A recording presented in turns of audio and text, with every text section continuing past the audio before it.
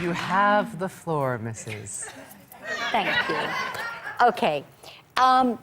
Yes, this is a secret. It's a secret only Ozzy and I know. My children, I have never told. And it's really, I've never discussed it out of embarrassment of how stupid I was at the time to have done such a thing to myself. And I want to share this with everyone because it's a lesson learned. I learned a great lesson from this. And it's something that was done when I was 27. I was just going out with Ozzy at the time. We were working together and dating at the same time. And he was married, had 2 children. I was free and single and wild. And when we first got together, we would drink a lot together. You know, that's what we did.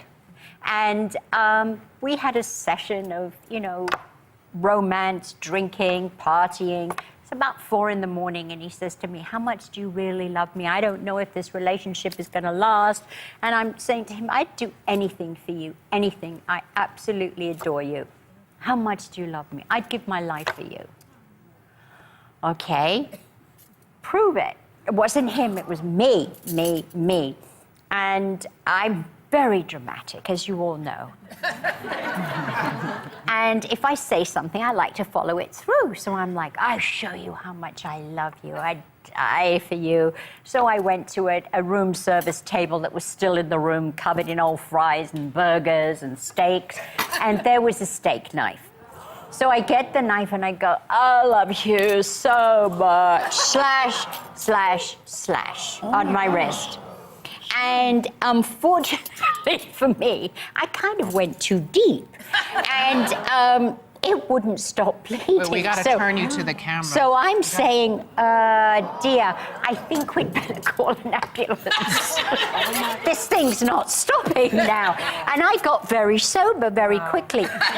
So the ambulance came and I'm like, "Just put tape on it." "No, this is attempted suicide." I'm like, "No, actually, no, I'm drunk. I didn't know. We're taking you away." They took me to the hospital. I'm in somewhere like Indianapolis at the time on tour. I'm like, "No, I promise you, it was not attempted suicide. I promise you." So then they put me on lockdown, called the psych ward, called in all the psych doctors. The police are coming. Cut to, I permanently scarred my wrist. I was on lockdown for being over-dramatic and drunk at the time. Oh. And there was nothing anybody could do. Ozzy and I weren't married, so he had no right. I didn't have... Yes. So it was up to doctors to decide whether I was of sound mind to come out. And that's very hard for me to prove. How the hell did they ever let you? So I'm like... And it's 72 hours. Yes, and I'm like, "Please, can I come up now? The tour bus is going. I've got another town to go to. I want to come out." No. So if anybody out there who likes to cut or harm themselves or try and prove to someone, firstly, let me tell you, these scars are a big embarrassment. I tell everyone I was attacked by a dog, which I was. I was attacked by a Doberman, but it was the other arm. And they're bite marks.